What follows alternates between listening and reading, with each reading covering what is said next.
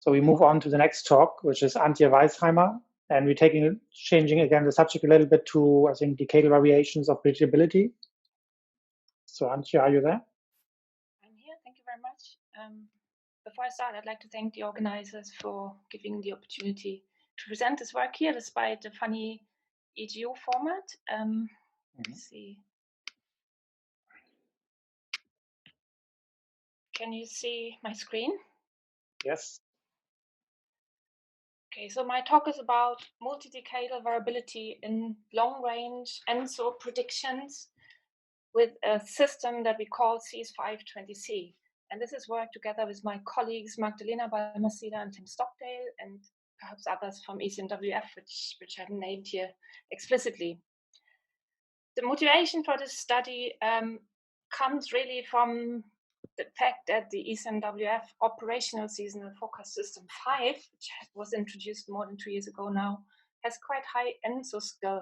And here as a demonstration, you see a plot for Nino 3.4 correlation skill over lead time for our hindcast period, extended hindcast period. In red, you see system 5, and in blue is previous version system 4, and you see quite an improvement.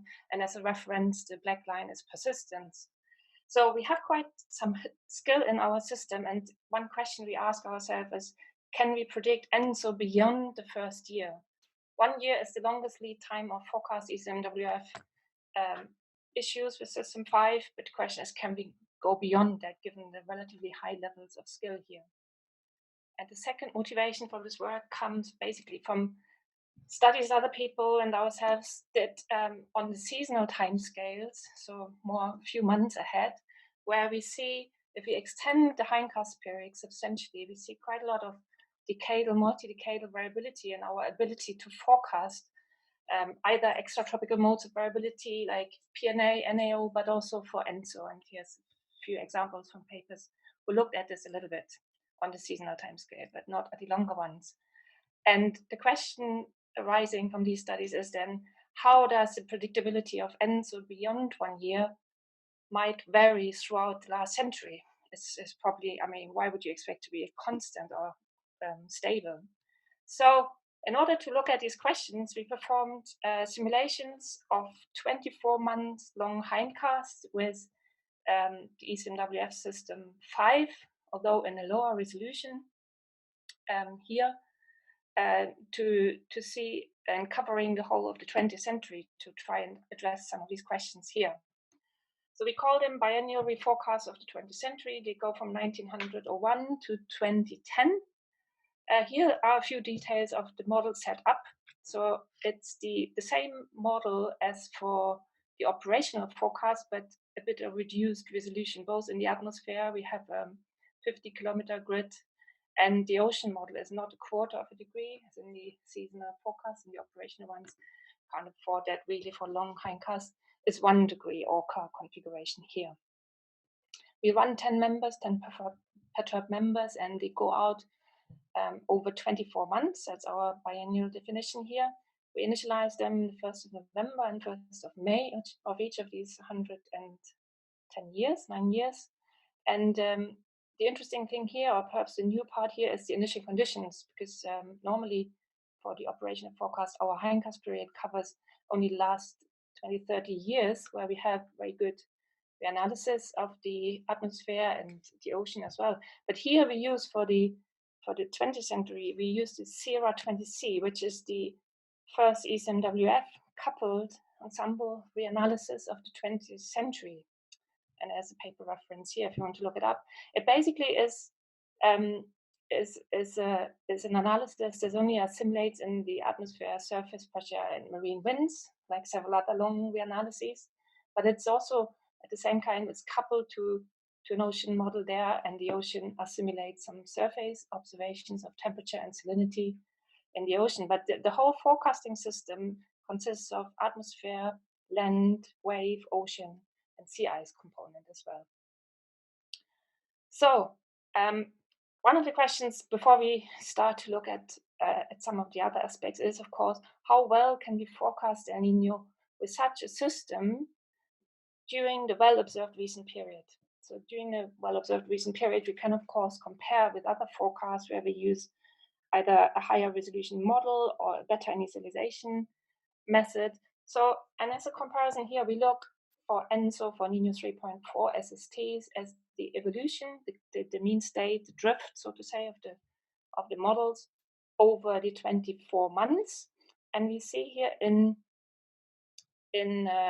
red our long hindcast, these new set of hindcasts, and in blue as a comparison, you see how system 5 in the same horizontal resolution and a low resolution version initialized with the full assimilation of everything that we have in our initial state would perform. And you see there's a very good agreement, so there doesn't seem much of a degradation in our system due to the initialization during that period here. The black line from comparison is ERA20C, sort of a long atmospheric reanalysis that uses head-eye SSTs here. And we see a cold bias developing, which is a common problem in our model. But after this cold bias sets in initially, we have quite I would call it a relatively stable climate in a sense. We're not drifting away too much. We follow a seasonal cycle with an offset. It's a bit cold, but over the 2 years, you see that the discrepancy from the head-eye SSTs gets smaller. We get a bit warmer. And if we where's my cursor? Sorry. If we add on to the same plot here in green, now the forecast with system 5, the high resolution forecast, you see that this cold bias very much depends on the resolution of the ocean model, something we probably all know. But just to give you a feel of how much different these low resolution simulations are from the high resolution ones. Okay, so how do we perform in terms of forecast error and correlation skill? We see here 2 sets of forecasts, on the left for all the May start dates and on the right for all the November start dates. And the top plot shows you RMS errors. This is either in the solid red line for the model or the black dashed line for a persistence forecast, simple reference statistical forecast. And the dashed red line shows the ensemble spread. And ideally, we would like that to match very much the forecast error to have a reliable forecasting system. You see, we're doing better than persistence here. The forecast is again quite. I haven't plotted here for the forecast errors is comparable to the system 5 forecast. Is well within the range of the skill we would normally get. For the correlation plots at the bottom, you do see the green line. This is our long range, our 13 months system 5 forecast. And you see we slightly below here a little bit, but overall, I haven't plotted uncertainties here. It's not terribly bad, it's behaving reasonable in this well-observed recent period here.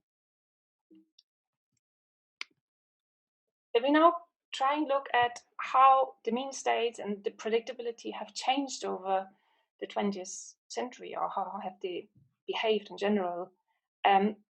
We start here with a plot that on the left-hand side is the one I showed you before, is the mean state or the drift of the model, Nino 3.4 again, over the recent well-observed period.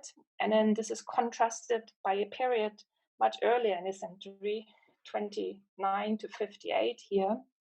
And I chose this period deliberately because there are quite some differences here.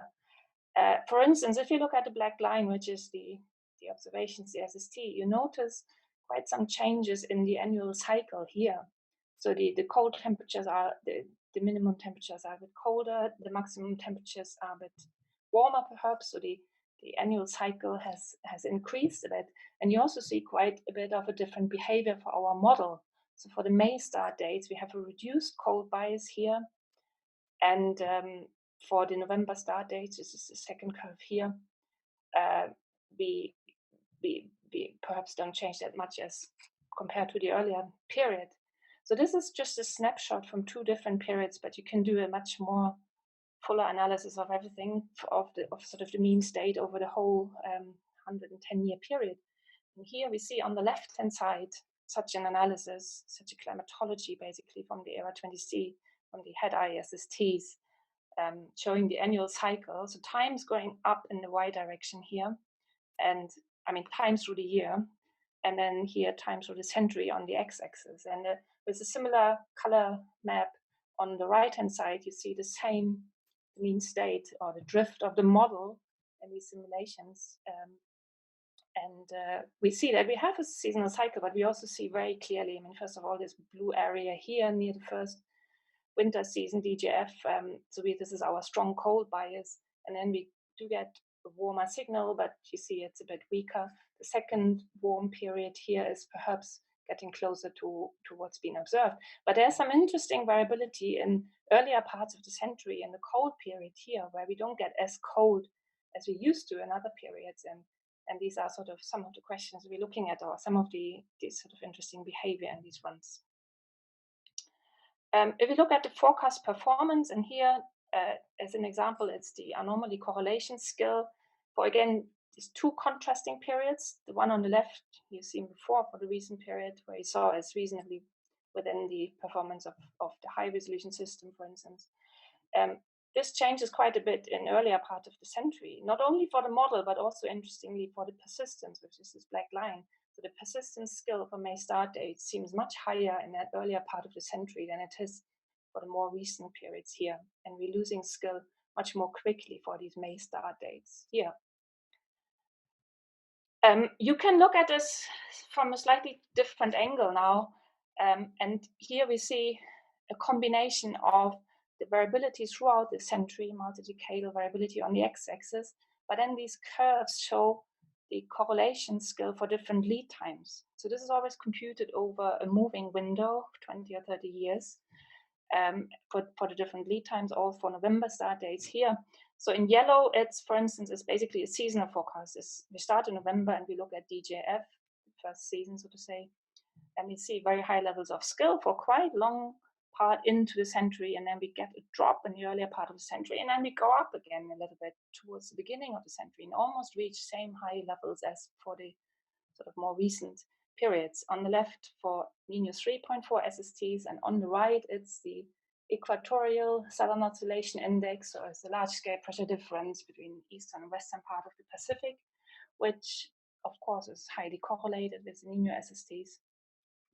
And we see how these changes of skill depend on the lead time, really, and how quick really we lose some of the skill, but also how on longer lead times we also observe quite some multi-decadal variability of skill.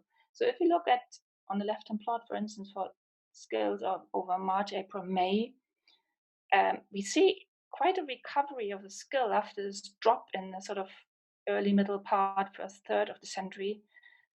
To the very beginning of the century, there's high levels of skill in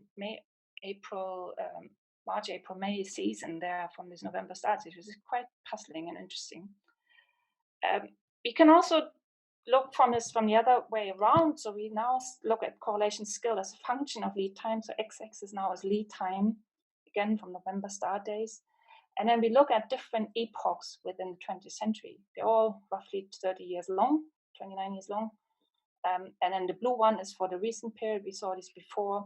You might have seen that as well. So you see the drop of skill due to the spring barrier here. Then we have a plateau of skill of roughly 0.6 correlation skill until we reach the second spring and drop even further.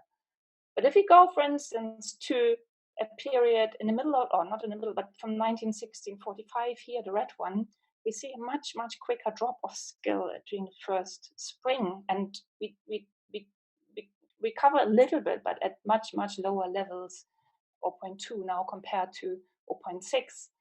And then again, a much earlier period is much closer to the recent one here. So if we try to combine sort of these different angles of looking at skill, then we end up with a plot like this, where we now have in color the correlation skill over a moving window of 20 years in a case. Darker colors, more skill, lighter colors, less skill. And we have the x-axis is the time over the 20th century, where we move our window along across there, and it's plotted at the center of the window. That's why we have a white area at either sides.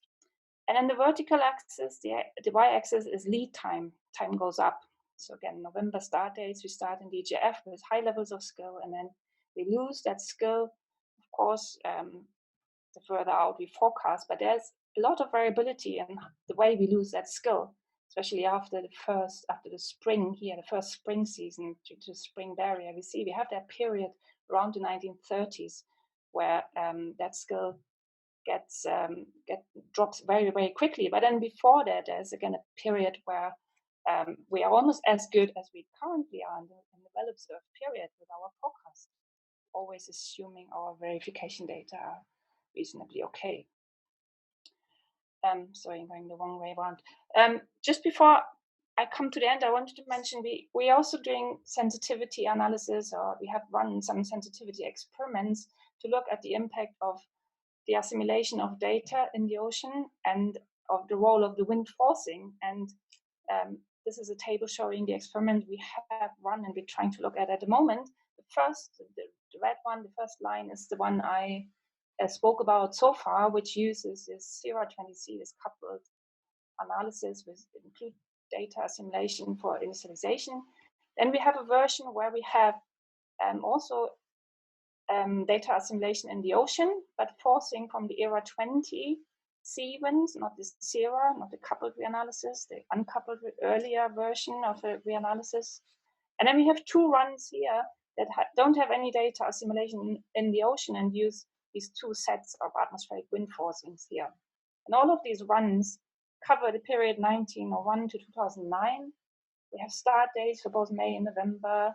They go out 24 months lead time, and they all have 10 ensemble members. There's lots of data to look at, and we're still in the process. And just to give you an idea of what you can see with these sort of simulations here, we see the mean state, the model drift again for our two different periods that I mentioned before. And here in the different colors, you see the different simulations. So blue is the simulation I showed you before. Then we have in green the simulation. It also uses assimilation of data in the ocean, but a different wind forcing from ERA 20C. And then in this pink, purple color and orange are the two simulations without data assimilation in the ocean using different wind forcings. And if we start, for instance, in the earlier period here, you can clearly see a cluster of the simulations in two groups. The one that have assimilation of ocean data and the ones, the other way around. You see the clustering due to the wind forcing. So you see the orange and the green line are the two simulations where the forcing comes from ERA 20C. And the ones that perform better, the pink and the blue ones, have forcing from SERA 20C. The data assimilation is not so important because in that period there probably weren't all that many data available. But if we look at the more recent period here, we see, for instance, if we take the simulations with the same wind forcing, the green and the orange line, that the one that has data assimilation performs better in terms of mean state and in some sense also in terms of predictability than the one that hasn't, which is an indication of the role of the assimilation use of observations in the initial conditions here. I think my time is probably up. I haven't checked very much. Let me briefly summarize here. So this is very much presenting work in progress in some sense. It's presenting new sets of hindcasts, 24 months long, biennial, coupled hindcast over the 20th century. They provide a test bed for estimating predictability beyond the traditional seasonal timescale, and also for during distinct recent climate periods. The initialization comes from SERA 20C. It seems to work okay and yields stable and comparable results for the well-observed recent periods. During the 20th century, we observed quite some variability in the mean state and the drift of our forecasts, but also in skill. Here, the mean state shows some quite interesting complex behavior, I would say. The skill over the recent periods, but also at the beginning of the century, seem highest, and then we have this period around the 30s and 50s where the skill is lower in our forecast of the model, but interestingly, the persistence skill seems higher in that period. And the largest sensitivity we found is in some sense related to the spring season and the barrier of predictability in that part of the year, which is probably related to some changes in the mean state at that time of the year as well. And then the sensitivity experiments, which I only mentioned rather briefly, emphasize the role of wind forcing, the quality of the wind forcing, and the role of assimilation of subsurface data in the ocean. So this is very much also an invitation for advertising the data, making the data available, and inviting people in the community to look at the data. If you're interested, please contact me. My email is here, or Magdalena and Tim, who also know about this and are involved in this work. Thank you very much. Thank you. Very interesting talk, Antje. Time for questions. Anyone want to raise their hand or just unmute yourself? Hi, I would like to make a comment. So this was very, very interesting. So it's interesting. The interesting part is that that period where the skill is lower is also a period where, like, the Niño 3.4 index is tends to be lower, tends to have lower variance. So the signal itself during that period, although we maybe have not studied it very much, seems to be weaker. So that suggests that it would be interesting to look at that in more detail. Yes. Can you see my screen again? Sorry, I stopped sharing. And yeah. Mm-hmm. So this is a plot you probably mean. I didn't show it, but I have it here. It shows the Niño 3.4 index. Maybe I should make that larger. Well, no, switch it. So in black, it's the Niño 3.4 index. The thick line is a filtered version of the index. And then you talked about the signal, which is basically the blue line. The blue line is the variance, standard deviation, also filtered over time. And you see the minimum, as you mentioned, around the 1930s, 1940s, and then the variance, the signal strength increases over the 20th century. That's true. And interestingly, before that period where we see that drop, the strength of the signal was also a bit higher, not as high perhaps as it is for the more recent periods, but there's definitely an interesting behavior there in the signal strength. Yes, yeah, I can only say I agree.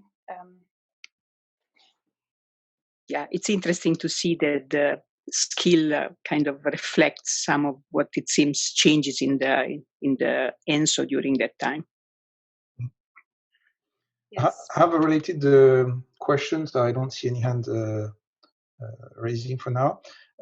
So yesterday we had a very nice seminar, again, one of those great e-seminars that we're seeing flourishing everywhere, which I think are exciting, by Clara Desert, who's been doing single model large ensembles attribution runs and putting, all the forcing but aerosols, all the forcing but greenhouse gases. And she was showing that in that middle period, 1930s to 50s, this is the time where the relative role of aerosols and greenhouse gases is changing. So the first part of the century, aerosols play a bigger role in the climate response to external forcing, and the later part, greenhouse gases play a bigger role. So I was wondering if there was a link. So obviously it's changing the mean state and how the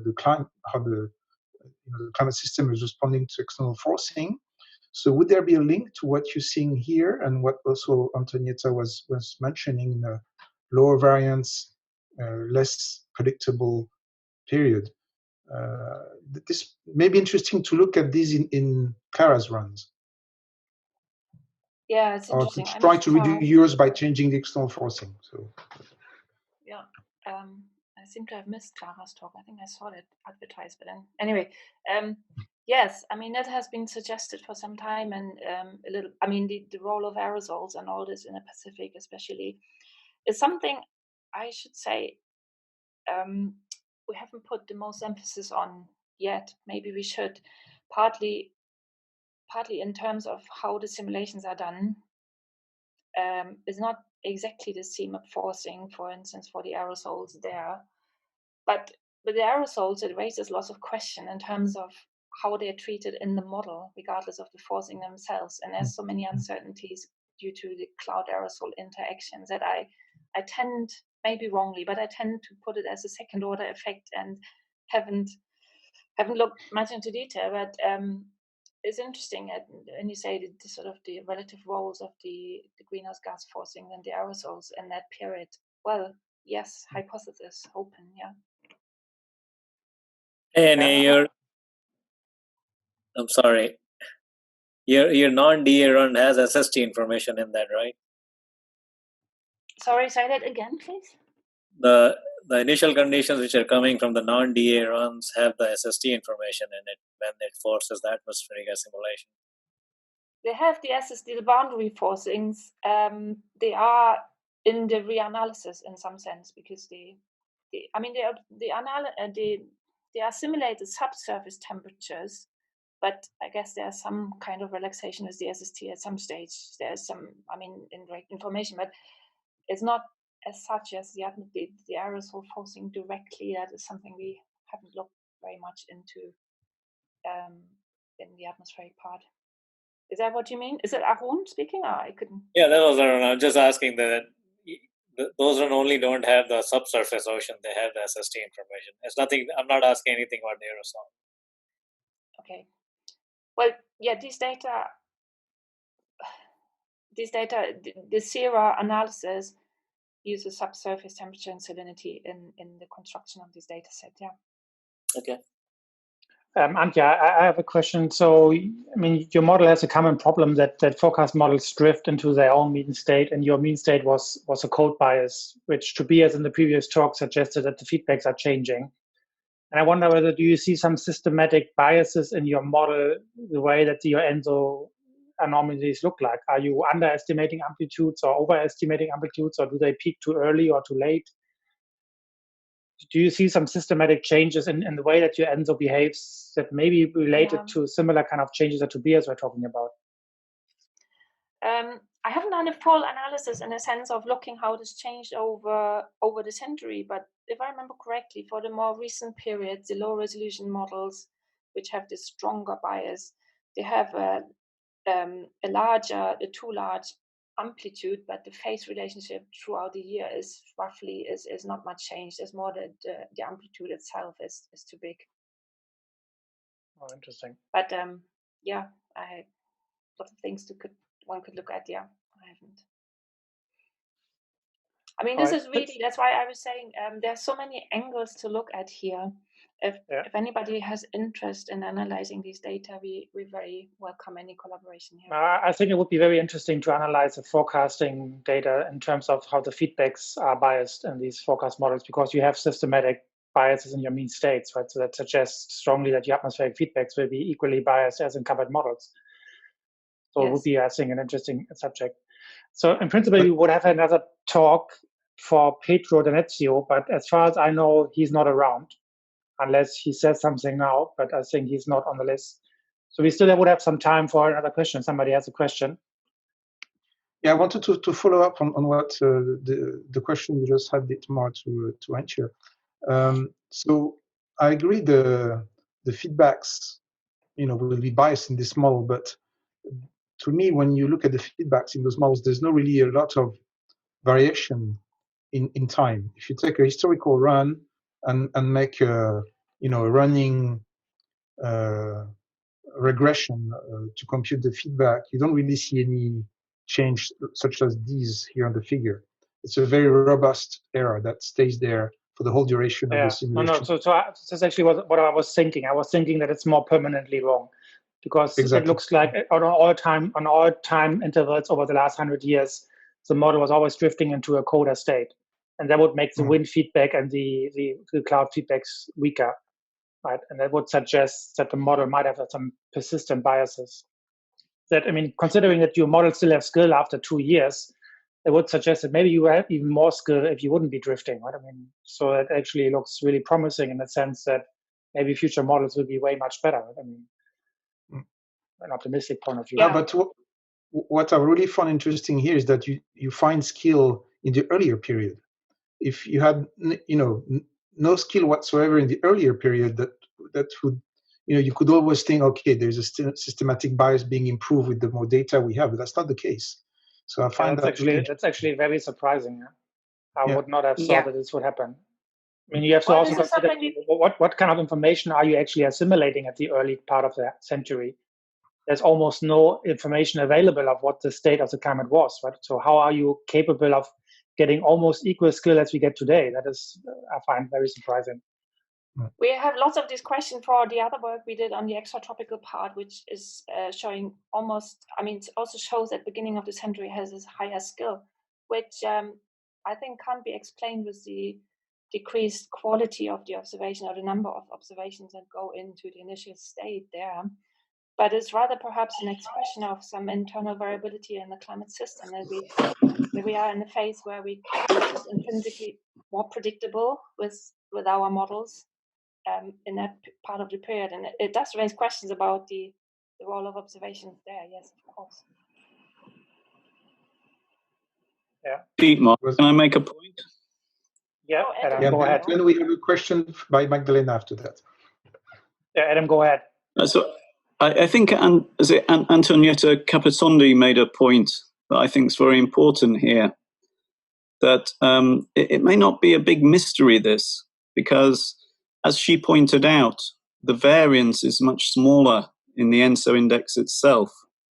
So if the signals are much weaker in amplitude relative to the amount of unpredictable noise in the system, then it may just be sampling issues that in the middle part of the century, there weren't many big ENSOs to predict, and therefore the skill will be lower.